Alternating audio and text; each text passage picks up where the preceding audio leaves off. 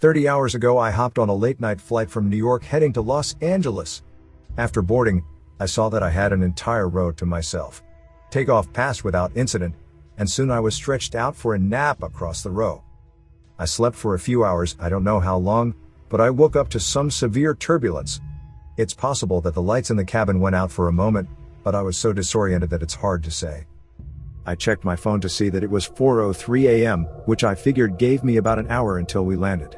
When I looked out my window, I was shocked to see nothing but wide open ocean. My jaw dropped. There's obviously no ocean between New York and Los Angeles. I hit the button to call the flight attendant and spent the next few minutes racking my brain for a lake that could have possibly been big enough to explain what I was seeing. I jumped when the attendant flipped off the light. She was grinning from ear to ear, and tears were pouring down her cheeks. "How can I help you, sir?" she asked.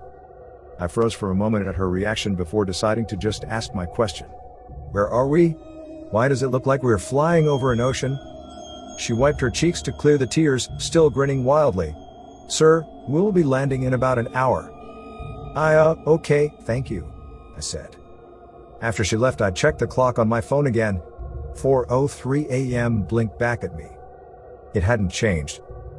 I had to have been waiting with my call light on for at least 5 minutes. How was it possible that it hadn't changed at all? I opened up my laptop and saw it too displayed 4:03 a.m. I pulled out my phone, started a stopwatch in the app, and spent the next 2 hours looking back and forth between the clocks, waiting for them to change. They never did. I tapped the shoulder of an older woman sitting in the row ahead of me. She looked back, an annoyed expression across her face. "Yes?" she asked. "Do you know how long until we land?"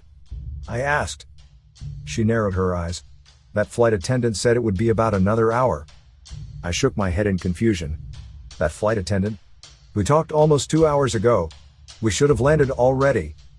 She stared at me as if I was crazy. I was going to continue trying to convince her, but I felt a hand on my shoulder.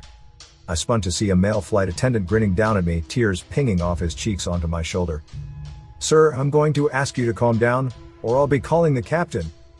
I told him that wouldn't be necessary and sat back. He removed his hand and stepped away. The flight attendants continued to stop by every few hours offering meals. My stopwatch continued to tick up and is now telling me that I've been on this plane for more than 30 hours. I've explored all of coach and tried talking to some of the other passengers, but they've all told me that they're expecting to land in an hour or so. Around 3 hours ago, I tried getting into first class.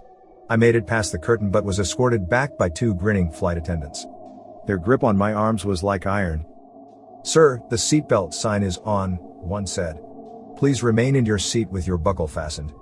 We'll be landing in about an hour." I'd just about given up hope when a woman came down the aisle dressed in a business suit. She didn't look at me or slow down, but she dropped a piece of paper onto my tray as she made her way to the bathrooms at the back of the plane. I shot a look around before unrolling it. It said, "Are you stuck too?" I pulled out a pen and wrote yes. It's been 30 hours. I folded a scrap of paper up and set it on the tray closest to the aisle. She left the bathroom and picked it up as she passed. It's been 20 minutes since then. I don't know why, but I don't think the flight attendants would like it if they knew we were talking. It doesn't matter. I have to do something. I'll update you all with whatever happens next.